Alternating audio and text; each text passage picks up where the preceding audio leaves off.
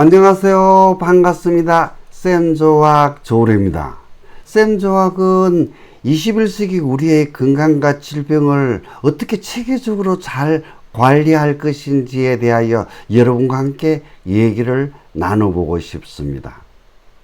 오늘의 주제는 전립선 비대와 전립선 암입니다. 물론 대상은 남성이죠. 그래서 오늘을 제 방송을 듣는 남성분들은 조금 더 심도 있게 당신의 전립선이 어떤 상태고 어떻게 관리를 하는 것이 가장 효과적인지에 대해서 얘기를 같이 나눠보고 싶습니다. 그래서 일반적으로 얘기를 풀어가다 보는 것 같으면은 실질적으로 전립선의 위치는 어느 정도는 알고 있는데 그게 기능적인 역할을 하고 실질적으로 어떤 문제가 있는지에 대한 것을 잘 모르시는 것 같아 가지고 제가 먼저 조금 구조적인 문제부터 조금 풀어 나가도록 하겠습니다. 그럼 먼저 제가 조금 설명을 하고 전립선에 대한 전립선 비대에 대한 또 그리고 비대를 어떤 식으로 측정하는 방법에 대해서 설명을 하고 다시 이젠 비대와 전립선 암을 설명하도록 하겠습니다. 자, 우리 방광이고 그리고 여기가 요로거든요. 우리 소변보는 요로거든요. 요로. 예, 여기 남자는 음경이겠죠. 그리고 이제 우리가 정액이 나오는 정낭이라 해가지고 저장하는 곳이 있고 여기가 전부 다 전립선이라는 얘기입니다. 즉 전립선은 방광에 딱 붙어 있고 요로는 딱 감싸고 있는 형태가 되어 있거든요. 그리고 여기서 지금 언급되지 않았는데 여기는 직장이거든요. 여기가 길게 있는 게 여기 항문입니다. 항문. 왜 제가 항문과 직장을 언급하느냐는 뒤에 전립선을 어떤 식으로 비대증을 테스트하는지에 대한 것을 보여주려고 하고 있는 겁니다. 자, 그래서 또 다른 차원에서 조금 여러분들의 이해를 돕기 위해서 다시 하면은 그렇습니다. 자, 이제 사진이 다르니까 조금 다르죠. 방광이 있죠. 여기 우리가 전립선 보니까 요로라고 딱 돼. 요로. 요로와 여기는 정관이겠죠. 정관하고 딱 감싸게 되어 있다. 그리고 제가 얘기했던 거에 직장 있죠. 이게 항문. 즉 나중에 조금 더 보시는 것 때문에 여기를 알 수 있게 되는 겁니다. 다음. 이젠 구조적으로 어떠한지는 여러분 좀 보셨죠? 이제 이게 비대가 된다. 그럼 비대는 어떻게 되는 거지? 그거 한번 봐야 되겠죠? 자, 정상적인 전립선은 방광이 있고 여기 요로죠. 요로. 이와 같은 식으로 감싸게 돼 가지고 있는데 자, 여기는 비대한 전립선이거든요. 보는 것 같으면 그렇죠. 방광도 줄어들었죠. 즉 전립선이 너무 커가지고 여기에서 봐서 요로와 여기에 요로는 엄청 좁아져 있죠. 이게 앞으로 여러분에게 어떤 현상을 일어나는지 제가 조금 있으면 세뇨라든지 그리고 그 절박뇨에 대한 얘기를 갖다가 그리고 남자 요실금을 얘기할 때 이게 어떤 역할을 하는지를 쉽게 알 수 있게 되는 겁니다. 자, 다른 식으로 한번 볼까요? 쉽게 얘기하자면 그렇습니다. 자, 여기는 방광과 여기 전립선이죠. 물이 콜콜콜콜콜 수돗물 나오듯이 콜콜콜콜 나오고 있죠. 그런데 여기 전립선이 비대한 경우에는 수도꼭지의 수도가 굉장히 적게 나오고 있는 것을 삐겨가지고 얘기를 했죠.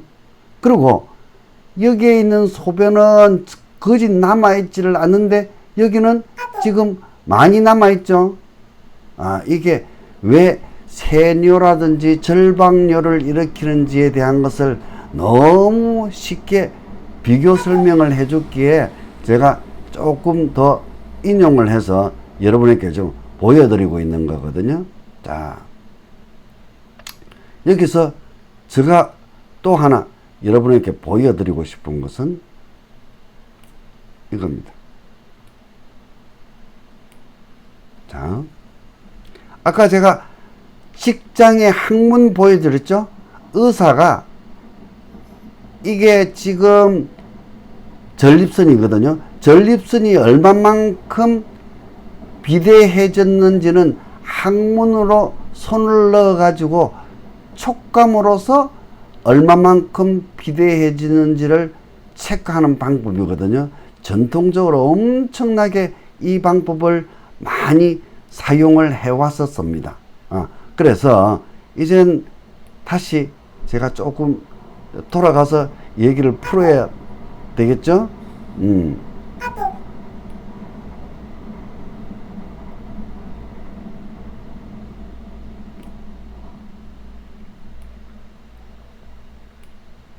자, 먼저 여러분들에게 좀 이해를 돕기 위해서 전립선의 구조, 또 그리고 전립선 비대는 어떤 형태로 되고 있는지, 그리고 전립선이 비대됐을 경우에는 어떤 식으로 의사가 진단을 하고 있는지에 대한 것을 보여드렸습니다.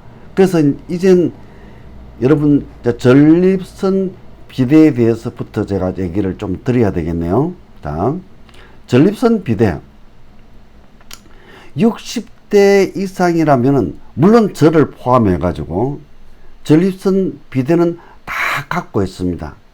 물론 사람에 따라서 어느 정도가 심하냐 덜하냐, 또 그리고 얼마만큼 시기가 많이 왔느냐 적게 왔느냐 그 차이에 불과한 것이지, 그러니까 60대 이상의 남성이라면은 전립선 비대를 전부 다 갖고 있다.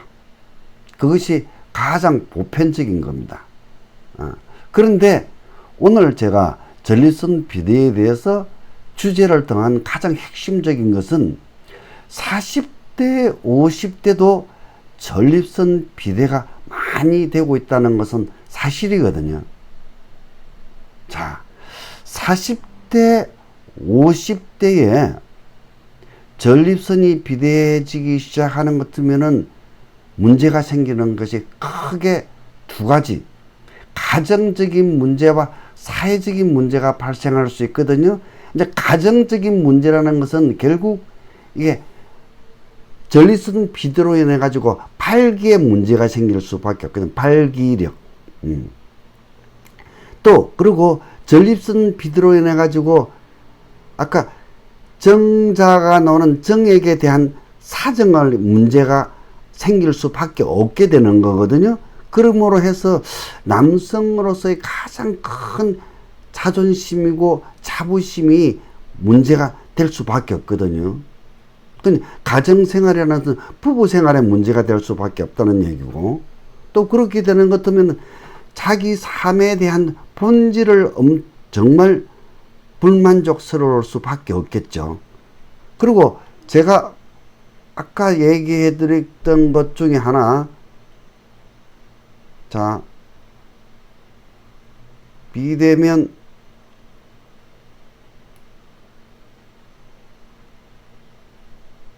이걸 보시면 확실히 알 수 있습니다. 자, 보십시오. 자, 제가 이 방광이고 전립선이죠. 여기는 전립선. 이게 요로죠. 요로지 않습니까? 그죠? 자, 전립선이 비대해서 그럼 여기서는 소변이 정상적으로 나오다가 이게 좁아지다 보니까 결국은 어떤 세뇨, 아주 소변이 조금씩 나온다는 얘기죠. 그리고 이제 절박뇨라는 것은 소변을 보고도 지금 뭐 조금 있다가 또 보고 싶은 거죠. 계속 절박하게 계속 소변이 나오게 되는 거죠. 그리고 이와 같은 현상이 되기 때문에 남성 요실금을 일으킬 수 있는 가장 좋은 어떤 계기가 될 수 있는 거거든요.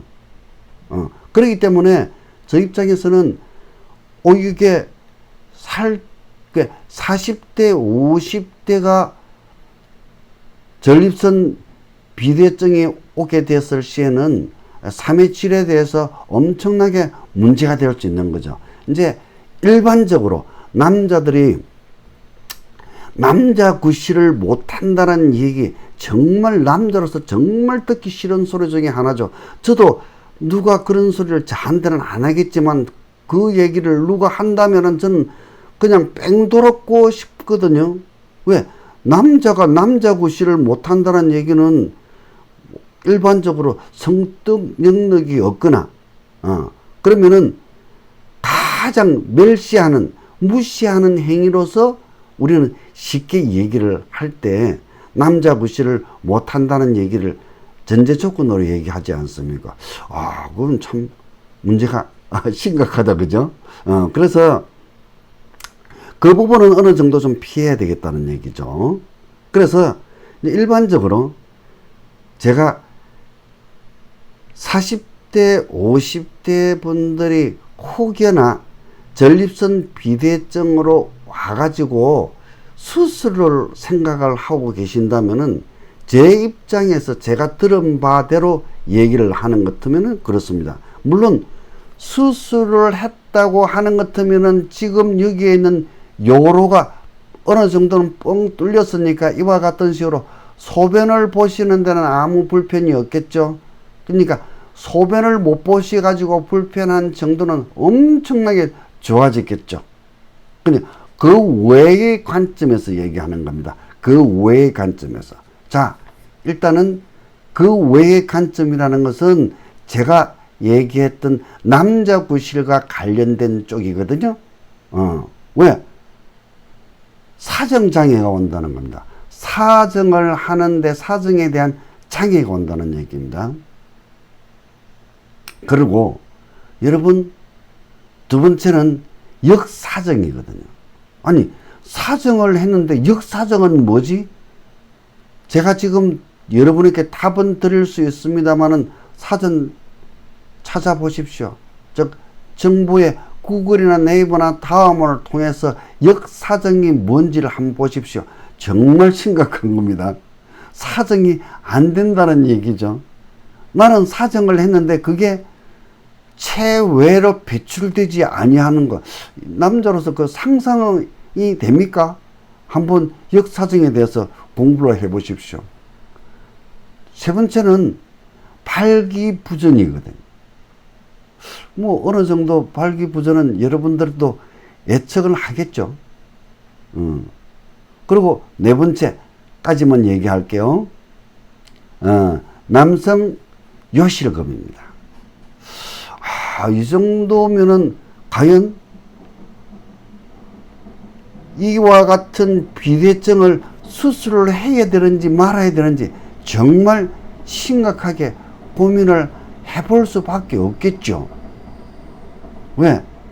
이젠 쉽게 얘기하자면 남자 구실을 거진 못한다고 보시는 것이 보편적인 거죠. 왜?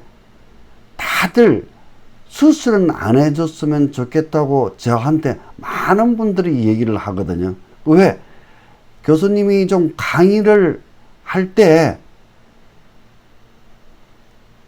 전립선 비대증이 있는 사람 전립선을 이렇게 잘라내는 것에 대해서는 정말 좀 안 해줬으면 좋겠다. 지금의 어수로에서는. 그 얘기를 제가 듣고 정말 너무 좀 심각했거든요. 그 얘기를 듣고. 그래서 여러분 혹시나 젊은 나이에 전립선 비대가 온다면 빨리 잘 슬기롭게 대처하는 방안을 찾아보십시오. 자, 그리고 제가 그랬죠. 전립선이 이와 같은 식으로 얼마만큼 커졌는지 작아졌는지는 의사가 항문으로 손을 넣어서 촉감으로 테스트한다고 얘기를 드렸죠. 그죠? 제가 지금 이걸 다시 끄집어내서 얘기하는 것은 전립선 암 쪽으로 제가 여러분에게 설명을 하기 위해서 이 얘기를 끄집어낸 겁니다. 자, 전립선 암. 뭐 전립선에도 암이 올 수 있겠죠. 자, 그러면은 방광에 전립선은 딱 붙어 있죠. 그리고 요로는 싸고 있죠. 이렇게 의사가 넣은 직장도 같이 붙어 있죠. 그리고 이와 같은 구조는 지금 우리가 고관절이죠. 고관절. 고관절에서 이와 같은 행태가 지금 돼가지고 있는 거죠. 이게 지금 문제가 될 수 있는 거예요. 뭔 얘기냐? 자, 여러분들이 전립선 비대증을, 전립선 암을 앓게 됐을 시에는 뭐 수술을, 아까 수술에 대한 얘기는 좀 했죠. 그는 비대에 대한 거고, 암이 같은 경우에는 수술을 할 수도 있겠죠. 그죠? 그리고 또 하나는 항암이겠죠. 그리고 방사선인데, 이 방사선은 제가 방금 얘기한 바와 같이 여러 방광, 직장, 고관절이 여러 가지가 있기 때문에 방사선을 조사하는 것은 굉장히 큰 문제가 생길 수밖에 없다. 물론 소일 수도 있겠죠. 그러나 애우가 안 좋아질 수밖에 없다는 얘기죠. 애우가 안 좋아진다는 것은 3의 질이 망가진다는 얘기가 되는 거거든요. 3의 질이 망가진다는 얘기거든요. 그래서 이제 제 입장에서 3의 질이 안 좋아지는 것 같으면 어떻게 처치를 해야 되지? 이제 그 문제에 대해서 아주 심각하게 생각을 할 수밖에 없는 거죠. 그래서 이제 제가 여러분에게 말씀드리고 싶은, 지금 전립선 암의 경우에는 40대나 50대에서 전립선 암이 왔다면은 앞으로 살아갈 날이 정말 주구장창 많이 남아있지 않습니까? 그죠? 그렇기 때문에 어떤 행태로든 전립선 암을, 즉 애우도 괜찮고, 즉 3의 질도 좋아지는 방법을 택해야 되겠죠. 그래도 또 8순 정도 됐는데 너무 고통이 심해가지고 통증으로 인해가지고 정말 힘든다는 분도 계실 수 있겠죠. 네, 이제 그런 분들을 위해서 우리는 어떻게 처신을 해야 되는지에 대한 것이 실질적으로 가장 큰 이제 문제로 부각이 될 수밖에 없거든요. 그런데 제가 이 뭐 현대과학 중에서 제가 별로 그렇게 수술요법, 방사선, 항암요법을 좋아하지는 않습니다만은, 제가 오늘 전립선 암을 앓는 분들을 위해서 40대, 50대이거나 아니면은 80대 이후라도 통증이 아주 심한 분들에게는 꼭 추천하고 싶은 것은 중립자 치료입니다. 중립자. 중립자 치료는 제가 저 나름대로 중립자 치료에 대해서 체크한 바에 의하면은 애우가 거진 없습니다. 근데 후유증이 거진 없다는 얘기죠. 그리고 전립선 암의 경우에는 95% 정도 치료가 됩니다. 완치가 된다고 보시면 되는 겁니다. 그래서 제가 이와 같은 치료 같으면은 제가 좀 체크를 해봐야 되지 않겠습니까? 그죠? 그래서 제가 구체적으로 알아본 결과에 의하는 것 같으면 전립선 암의 중립자 치료는 95% 완치율로 학회에서 보고되어 있습니다. 그래서 제가 일본에 있는 모 중립차 치료 병원에다가 5가지 정도를 설문을 했었죠. 그래서 제가 의뢰했던 5가지를 여러분에게 말씀을 드리겠습니다. 첫째, 고령자의 예후는 어떤지요? 연령과 관계없이 중립차 치료 후 예후는 매우 좋습니다. 특히 80대 이상인 경우에 만족도가 가장 높습니다. 둘째, 정상적인 사정이 가능한지요? 네. 수술의 경우는 부작용이 따를 수 있으나 중립차 치료는 95% 이상 정상적인 사정이 가능합니다. 셋째, 성생활에 문제가 없는지요?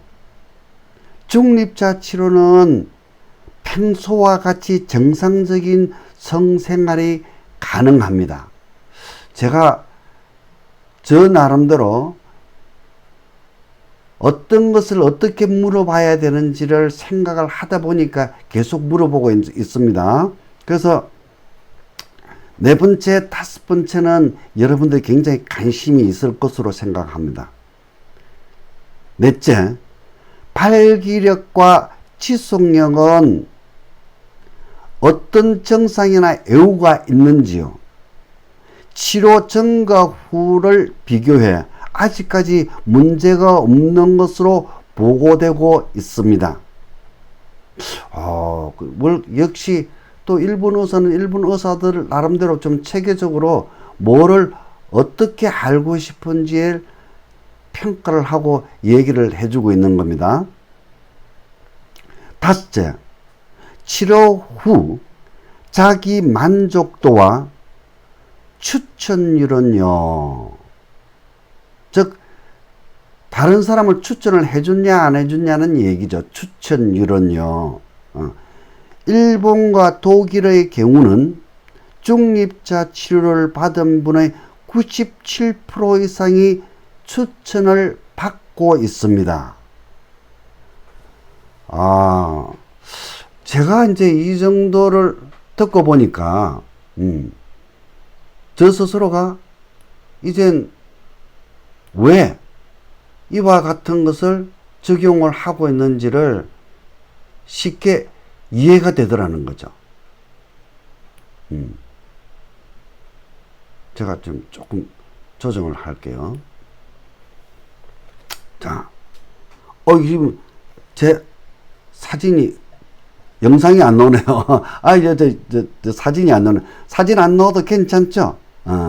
제가 오늘은 전립선 비대와 전립선 암에 대하여 여러분에게 조금 설명을 드렸습니다.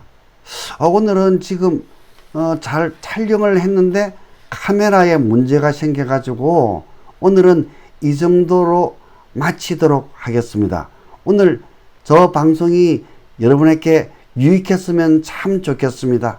시청해 주셔서 대단히 감사합니다.